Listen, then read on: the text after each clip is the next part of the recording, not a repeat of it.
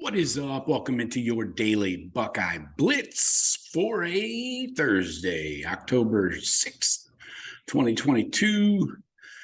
I am your host, Joe from the Buckeye Cast, bringing it to you every day. Your 5-minute Buckeye content podcast, whatever you want to call it. Buckeye Blitz in your eardrums. As always, appreciate everybody that supported the show.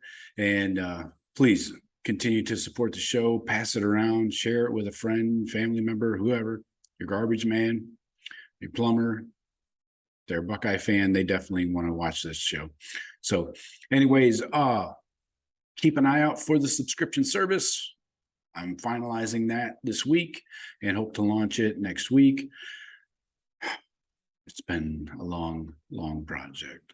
Anyways, how's your weather? It's pretty warm here. It's starting to, after that hurricane, it kind of cooled down. Like it brought through like 81, 82 every day, but low humidity. It's been like freaking perfect here, but it looks like it's going to warm back up a little bit. Just in time for Halloween. So kind of almost feels like football weather right now, as close as we're going to get down here in Florida. But anyway, nobody gives a shit about the weather in my neck of the nape. Today's topic, Miyan versus Trey. Running back wars. Going into this Michigan State game, it sounds like Trey's going to play. Coach Day on Tuesday said that they hope to have him back this week. He kind of says the same shit every week, though. So if TreVeyon's healthy, 100% good to go with the foot and doesn't re-injure it, how would you divvy up these reps or these carries? I'm looking at Miyan's body of work so far this year and saying that he deserves to be running back one, in my opinion. I know Tony Alford also said on Tuesday that he considers it that he has two starters. I don't know about that. Seems like Trey kind of needs to ease his way back into being a starter. So what I would do is I went through their stats and stuff from last year and this year and stuff.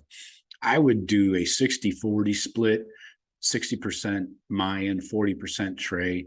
Let's make sure Trey is healthy and good to go. So if you're, I think last year we had about 40 rushing attempts against Michigan State. So if you had 40, I'm sure they're going to have some garbage snaps. Let's subtract 10. So let's make it 30 snaps between rushing attempts between Miyan and Trey. So what I would do, I would go 18 attempts for Miyan and 12 for Trey if we're doing 30 attempts. So, and then, throw a couple in there for maybe a jet sweep or an end around, something like that. Maybe a couple of those, and then a few for Dallin Hayden in garbage time in the fourth quarter. So that gets you up to about 40 total rushing attempts.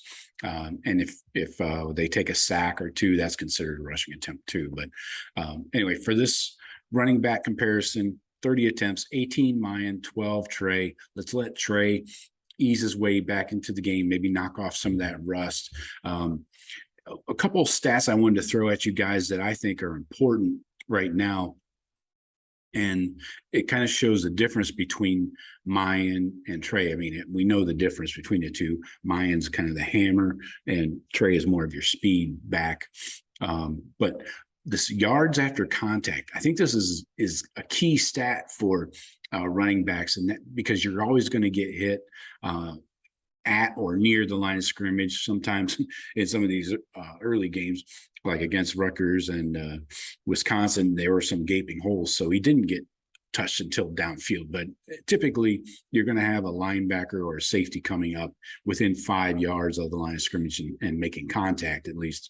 So, but look at Miyan's numbers here. Yards, this is attempts. Yards of after contact per attempt. So each rush, he's getting this many yards after being contacted by a defender. So Miyan has on season 5.38. So he gets over 5 yards after contact. This is insane. For comparison's sake, Trey this year is getting 3.06. So just a little over 3 yards after contact. Last year, this number blows my mind. Trey only got 431, I'm sorry, 4.31 yards after contact. Miyan, he got 4.68. So Miyan is actually shown to be better after contact. Now, I understand they're different backs, and you can say, well, it's hard to get a hit on Trey. Yeah, I get that. But then you also have to look at some of these other stats, like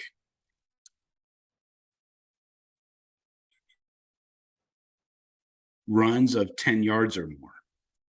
So Miyan, this year, just so far, has 17 rushes of 10 yards or more. Trey, not just this year, we'll look at last year as well. He just has 8. And their rushing attempts aren't that different. You might think that they would be, but TreVeyon has 59 rushing attempts, and Miyan has 67. It's only a difference of 8 carries between the two.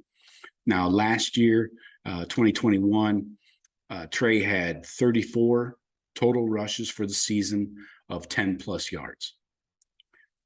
Miyan, on the other hand, had 16 in 2021 of 10+ yards.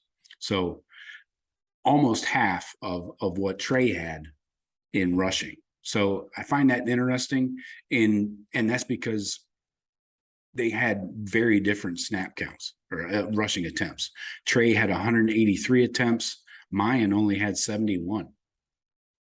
So that's less than half, but more than half of the 10+ yard runs. So I know you can say that, maybe Miyan's getting his in the fourth quarter, but that's not always the case. Trey's had carries in the fourth quarter too. So I think you got to go with a 60-40 split. Miyan has earned it, especially after last week with his big game. I think you give him his due, let him get the start, and then ease Trey in there with your 18-12 split, Miyan to Trey. So that's all I got for you today. We will talk to you tomorrow. Go Bucks.